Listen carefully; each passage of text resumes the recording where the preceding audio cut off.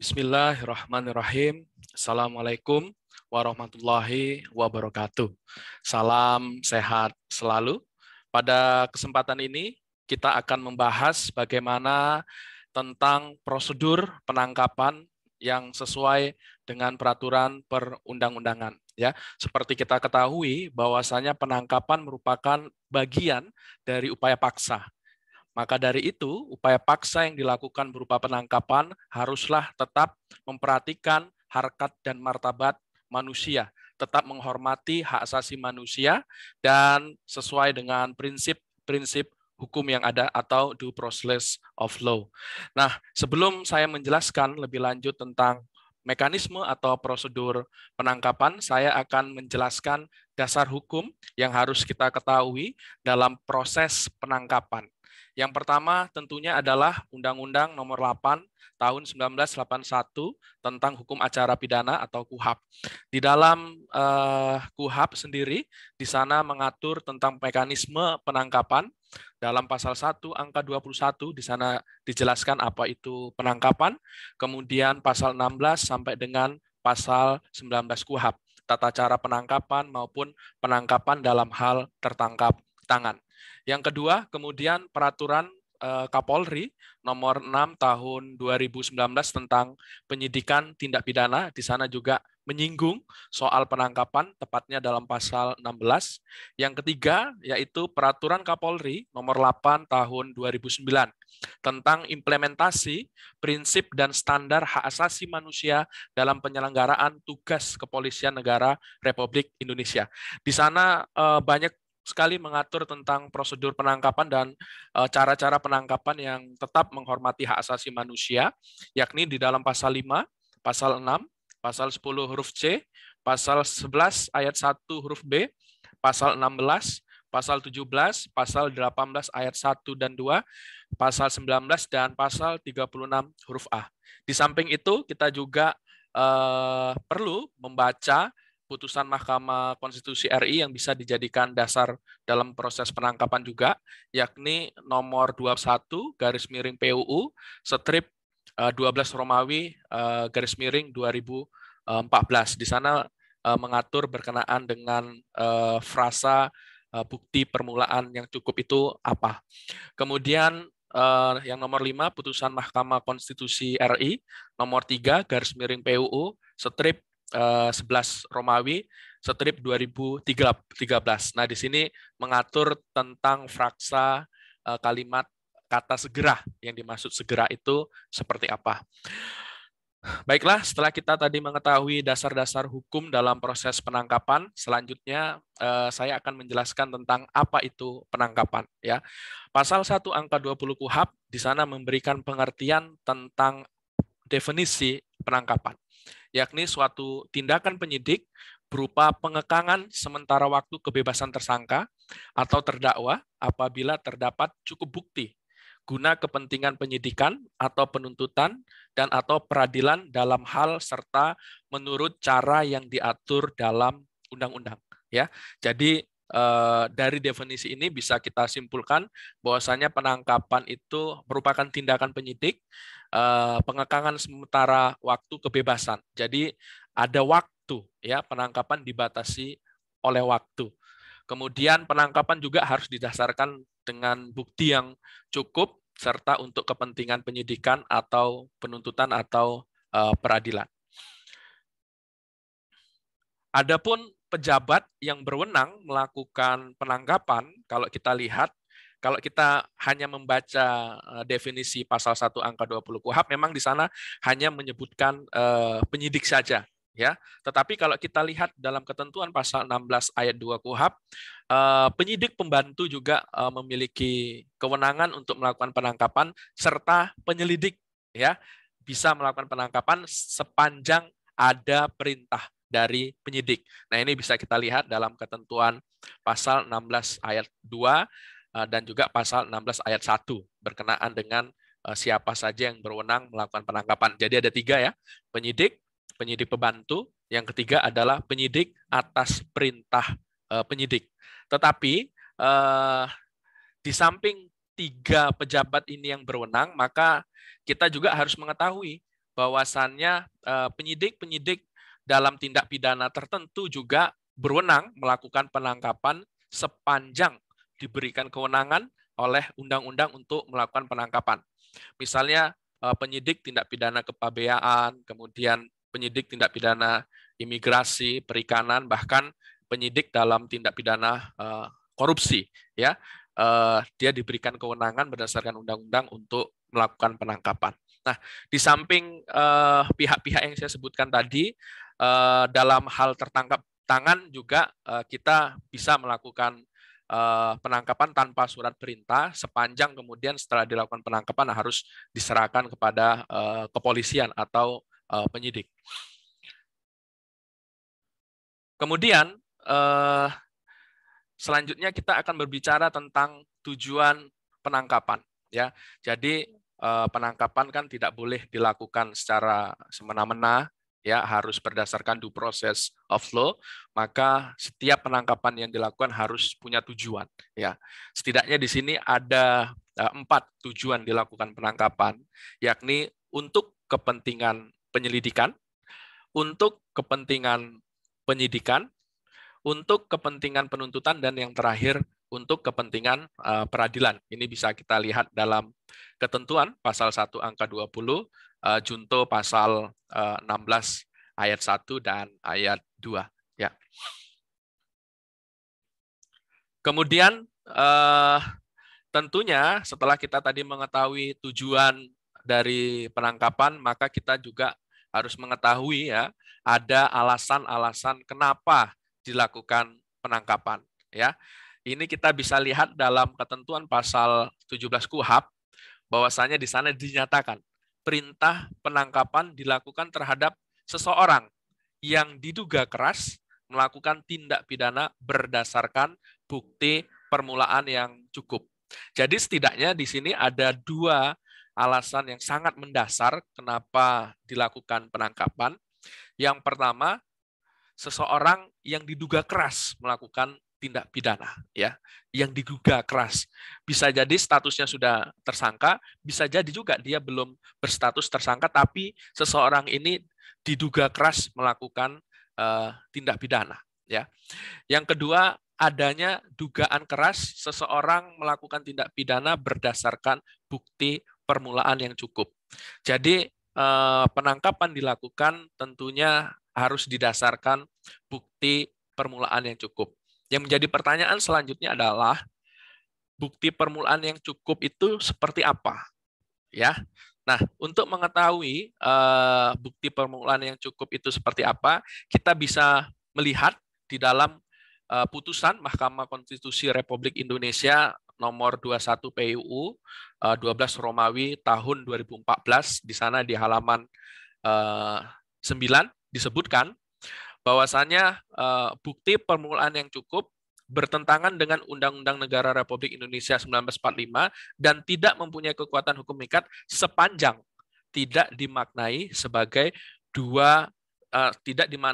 minimal 2 alat bukti yang termuat dalam pasal 184 KUHP.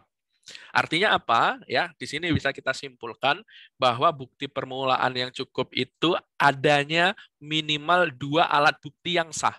Nah, jadi di samping adanya 2 alat bukti, saya menyampaikan 2 alat bukti tentunya sah, ya. Jadi paling tidak ada 2 minimal alat bukti yang sah, sebagaimana dimaksud alat bukti itu dalam pasal 184 KUHP. Ya, di 184 KUHP di sana kan disebutkan alat buktinya ada saksi, ya, ahli, surat, petunjuk atau keterangan terdakwa.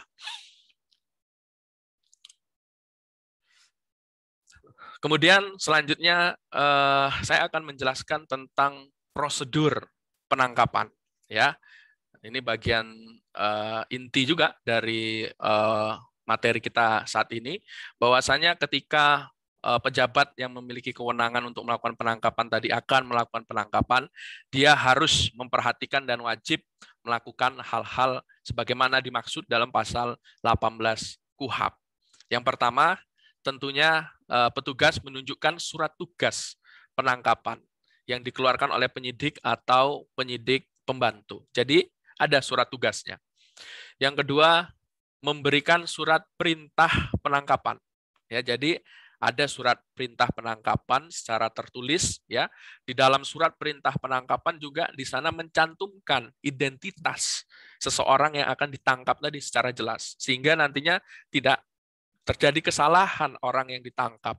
Jadi disebutkan identitas orang yang akan ditangkap tersebut secara jelas, serta menyebutkan alasan penangkapan, ya, menyebutkan alasan penangkapan serta uraian singkat perkara yang dipersangkakan serta tempat ia diperiksa. Ya, jadi harus jelas surat perintah penangkapan itu menyebutkan yang akan ditangkap, alasannya apa, ya, untuk kepentingan apa, entah penyelidikan, entah penyidikan, disebutkan juga uraian singkatnya apa. Misalnya atas dugaan tindak pidana penipuan atau penggelapan, kemudian siapa yang menangkap, ya, dia akan diperiksa di mana. Kalau memang yang menangkap misalnya Polda DIY, misalnya, maka ya harus disebutkan di mana dia akan diperiksa. Misalnya di Ditreskrimum Polda DIY, misalnya unit berapa, ya harus jelas disebutkan. Kemudian yang ketiga, tentunya surat perintah penangkapan tersebut harus dikeluarkan oleh pejabat Polri yang berwenang melakukan penyidikan di daerah hukumnya. Ya, jadi dia memiliki kewenangan untuk melakukan penangkapan. Jadi surat perintah itu ditandatangani oleh pejabat yang berwenang, ya. Dalam hal ini tentunya penyidik. Dan yang keempat harus diperhatikan adalah menyerahkan tembusan surat perintah penangkapan itu kepada keluarga tersangka atau kepada keluarga seseorang yang ditangkap tadi, ya, segera setelah penangkapan dilakukan. Nah, di sini disebutkan makna segera setelah penangkapan dilakukan. Ya, KUHP tidak menjelaskan makna segera ini berapa lama. Ya, maka kemudian frasa segera ini dalam pasal 18 ayat 3 kalau nggak salah KUHP ini kemudian diuji material melalui Mahkamah Konstitusi Republik Indonesia. Maka makna segera berdasarkan putusan Mahkamah Konstitusi nomor 3 PUU strip 11 strip 2013 di sana menyatakan frasa segera sebagaimana dimaksud dalam pasal 18 ayat 3 KUHP bertentangan dengan Undang-Undang Negara Republik Indonesia 1945 dan tidak mempunyai kekuatan hukum mengikat, ya, mengikat nih maksudnya, sepanjang tidak dimaknai segera dan tidak lebih dari 7 hari. Ya, sehingga makna segera dimaknai adalah 7 hari. Oleh karena itu, penyidik yang melakukan penangkapan, dia harus segera memberikan tembusan surat perintah penangkapan itu kepada keluarga tersangka dalam waktu 7 hari setelah dilakukan penangkapan. Ya.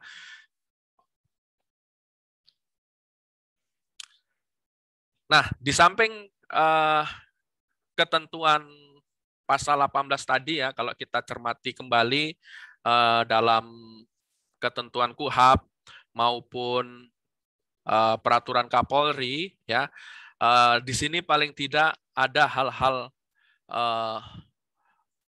yang harus diperhatikan penyidik pembantu atau penyelidik atas perintah penyidik dalam melakukan penangkapan. Setidaknya yang pertama, penangkapan wajib didasarkan pada bukti permulaan yang cukup.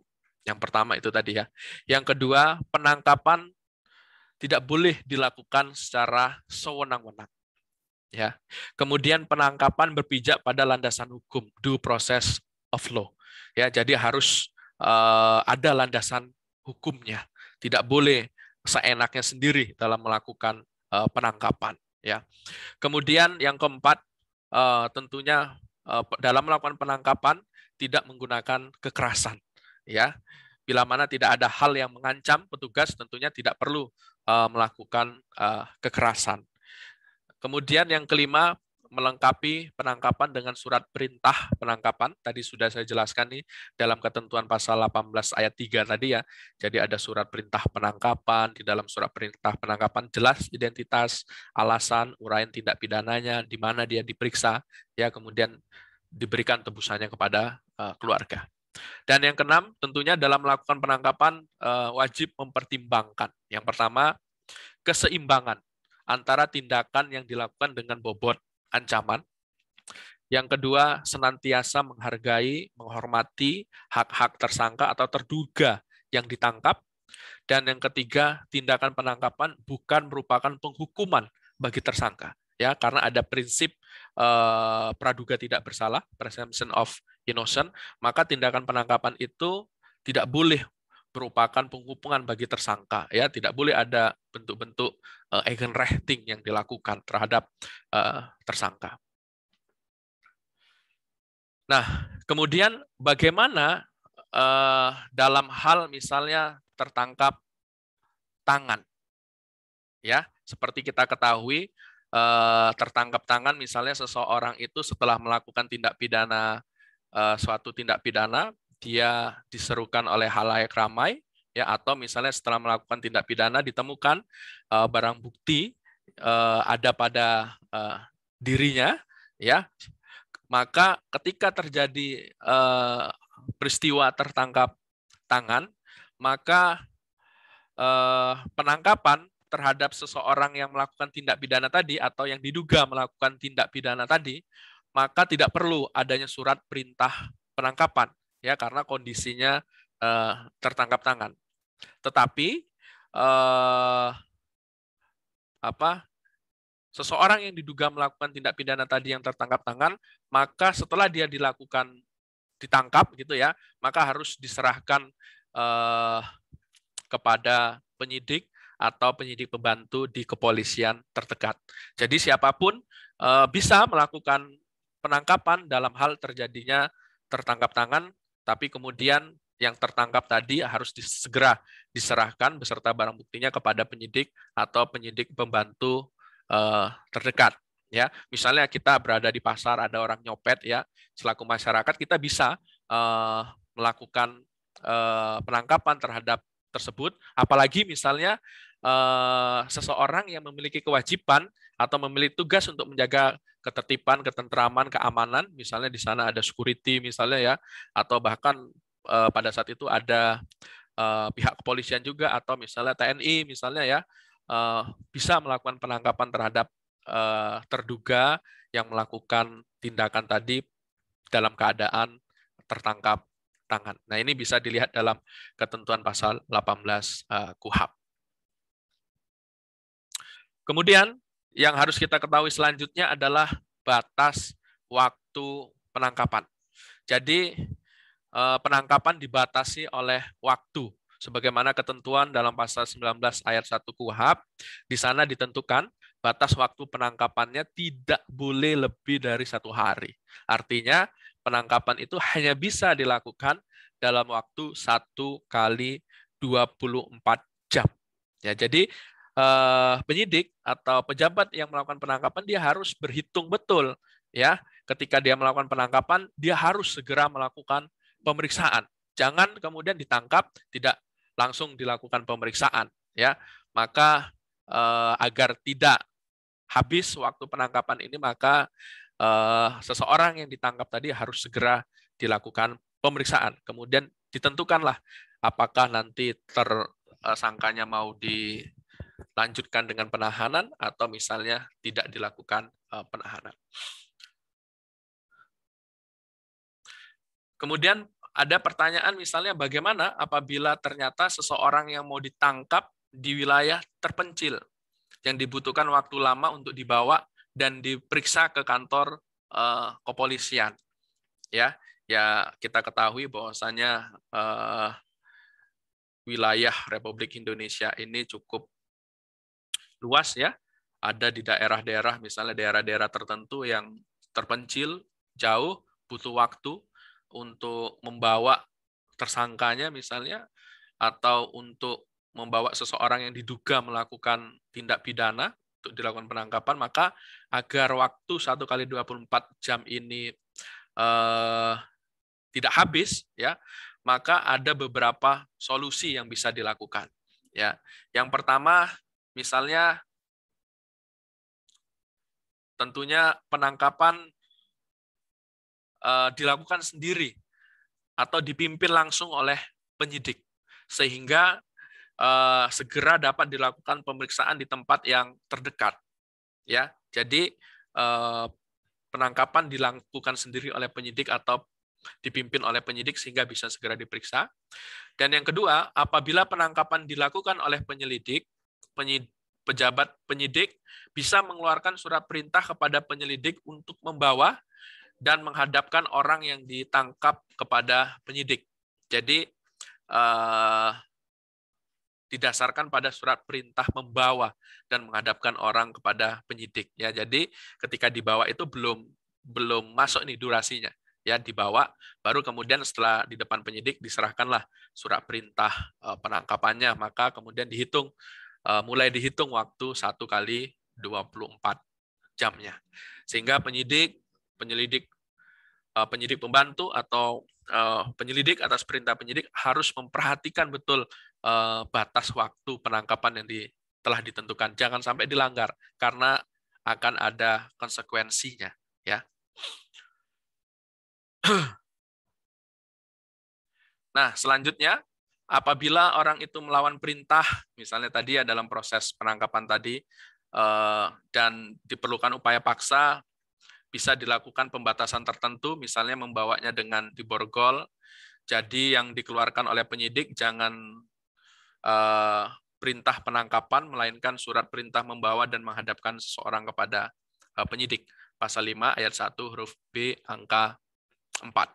Ya, karena dibatasi oleh waktu, maka kalau misalnya keadaan tadi ya di wilayah-wilayah terpencil, sulit medannya untuk dibawa ke kantor polisi terdekat misalnya, maka solusinya adalah mengeluarkan surat perintah membawa dan menghadapkan seseorang kepada penyidik. Ya, barulah nanti di hadapan penyidik menyampaikan surat perintah penangkapannya. Ini bagian dari solusi. Ya.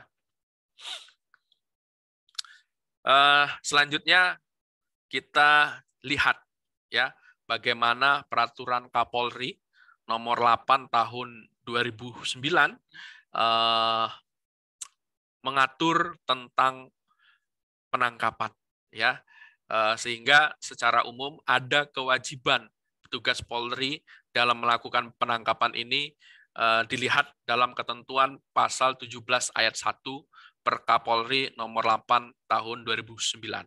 Ya, ini hampir-hampir mirip sebetulnya dengan ketentuan yang ada di dalam KUHP. Yang pertama, memberitahu atau menunjukkan tanda identitasnya sebagai petugas Polri. Jadi dia menunjukkan identitasnya bahwasannya yang bersangkutan itu Polri. Kemudian menunjukkan surat perintah penangkapan, ya, kecuali dalam hal tertangkap tangan. Memang kalau tertangkap tangan kan tidak perlu adanya surat perintah. Yang ketiga, memberitahukan alasan penangkapan, ya. Yang keempat, menjelaskan tindak pidana yang dipersangkakan termasuk ancaman hukumannya kepada tersangka pada saat dilakukan penangkapan. Ini mirip-mirip tadi ya, menyampaikan alasan penangkapan, menjelaskan uraian tindak pidananya apa, ya. Dan yang kelima, misalnya yang dilakukan penangkapan itu status hukumnya anak, ya, anak, maka segera kemudian diberitahukan kepada orang tua atau wali, ya. Jadi menghormati status hukum anak yang berhadapan dengan hukum tadi ya, karena memang ketentuannya berbeda dengan orang dewasa. Yang keenam, senantiasa melindungi hak privasi tersangka yang ditangkap. Dan yang ketujuh, memberitahu hak-hak tersangka dan cara menggunakan hak tersebut. Nah, sebetulnya di dalam ketentuan yang terakhir ini, Perkapolri nomor 8 2019 ini mengadopsi ya prinsip Miranda Rules ya. Karena di dalam prinsip Miranda Rules itu disampaikan ketika seseorang itu ditangkap maka akan diberitahukan hak-hak yang bersangkutan. Misalnya, saudara berhak untuk diam, ya, berhak mendapatkan bantuan hukum atau didampingi oleh penasihat hukum, ya, serta hak-hak lainnya sesuai KUHP. Jadi harus disampaikan hak-haknya tersangka atau hak-hak seseorang yang ditangkap tadi, ya.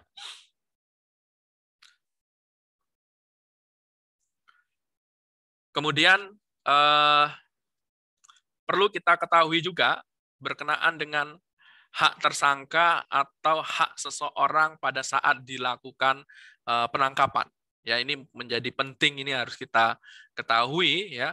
Yang pertama, hak tersangka atau seseorang saat ditangkap meminta surat tugas dari petugas Polri yang akan menangkap. Ya, kita berhak. Kalau petugasnya tidak menyampaikan itu, kita berhak ya meminta untuk ditunjukkan surat tugas. Kalau memang tidak ada surat tugasnya, tidak ada surat perintahnya, kita berhak untuk menolak untuk dilakukan penangkapan. Ya. Yang kedua tadi ya, meminta surat perintah penangkapan, haknya tersangka atau seseorang yang ditangkap. Yang ketiga, setelah seseorang ditangkap, maka dia berhak yang pertama menghubungi dan didampingi oleh seorang penasihat hukum atau advokat. Ya, dia hak nih memperoleh penasihat hukum, mendapatkan pendampingan. Yang B, segera diperiksa oleh penyidik dan selanjutnya dapat diajukan kepada penuntut umum. Jadi yang bersangkutan itu kalau memang sudah ditangkap ya diperiksa ya. Karena ada batas waktu yang ditentukan oleh undang-undang tadi. Bahkan tersangka atau seorang ditangkap berhak juga minta dilepas kalau memang waktu 1 kali 24 jam ini sudah habis. Ya, karena batasan waktu ya. Yang keempat, yang bersangkutan berhak diperiksa tanpa tekanan. Ya, seperti diintimidasi, ditakuti, bahkan disiksa secara fisik. Ya, sekarang tentunya sudah nggak zaman lagi melakukan pemeriksaan dengan cara-cara melakukan kekerasan secara fisik. Ya, karena di dalam KUHP sangat mengedepankan menghormati hak-hak asasi manusia, ya tentunya menjaga harkat dan martabat manusia meskipun dia sebagai tersangka, karena ada prinsip praduga tidak bersalah tadi. Kemudian hak selanjutnya adalah tadi sudah ya, termasuk ini tidak mendapat penyiksaan dari pihak yang berwajib. Yang kelima, bebas dari penangkapan sewenang-wenang. Ya, artinya apa? Hak bebas dari penghilangan secara paksa. Ya, ini bagian dari hak tersangka juga. Kemudian yang keenam, berhak untuk diperlakukan sebagai orang yang belum tentu bersalah sampai terbukti bersalah di pengadilan. Artinya ada prinsip praduga tidak bersalah, sehingga ini menjadi koridor bagi tentunya pejabat yang berwenang melakukan penangkapan tanpa melakukan bentuk-bentuk pelanggaran terhadap hak asasi manusia. Selanjutnya ada larangan dalam melakukan penangkapan, yakni penangkapan atas pelanggaran. Ya, jadi berdasarkan ketentuan pasal 19 ayat 2 KUHP, tidak dibolehkan melakukan penangkapan terhadap tersangka yang melakukan tindak pidana pelanggaran. Misalnya ada pelanggaran lalu lintas, kemudian ditangkap 1 kali 24 jam. Nah, ini melanggar ketentuan pasal 19 ayat 2. Ya, prinsip hukum telah digariskan, dilarang menangkap pelaku tindak pidana pelanggaran. Kecuali ya, ada pengecualiannya apabila tersangka pelaku tindak pidana pelanggaran sudah 2 kali dipanggil berturut-turut tidak hadir ya atas suatu pelanggaran, maka di sana diberikan kewenangan bisa dilakukan penangkapan. Ya, ini prinsip ya, larangan penangkapan atas pelanggaran kecuali dalam hal sudah 2 kali dipanggil berturut-turut tidak hadir. Nah, selanjutnya saya akan membicarakan tentang konsekuensi hukum ya terhadap penangkapan yang tidak sah.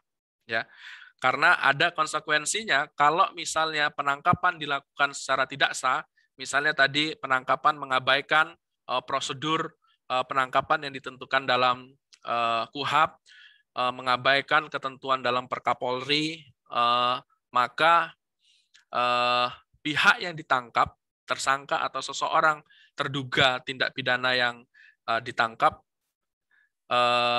dia berhak ya mengajukan pra-peradilan atas sah tidaknya penangkapan, sekaligus dapat menuntut ganti rugi. Ya, jadi konsekuensinya kalau prosedur tadi dilanggar, maka penangkapan bisa dianggap tidak sah. Ya, maka tersangka juga harus dibebaskan dari hukum. Misalnya dia ditangkap melebihi waktu 1 kali 24 jam. Maka dia harus dilepaskan demi hukum. Ya, Apabila tetap dilakukan penahanan, ya dia bisa mengajukan pra-peradilan. Tersangka, penasihat hukumnya, atau keluarganya dapat meminta pemeriksaan tentang sah tidaknya pra-peradilan kepada pengadilan negeri. Dan bisa juga sekaligus menuntut ganti rugi. Banyak contoh di Indonesia yang dilakukan pra-peradilan atas sah tidaknya penangkapan, dan ada juga yang dikabulkan. Ya. Demikian yang bisa saya sampaikan berkenaan dengan prosedur penangkapan pada kesempatan kali ini. Semoga apa yang saya sampaikan bermanfaat untuk saudara sekalian. Ya, leg rigitit superflua pugnansia congrua. Hukum menolak hal yang bertentangan dan tidak layak. Sekian dan terima kasih. Wassalamualaikum warahmatullahi wabarakatuh.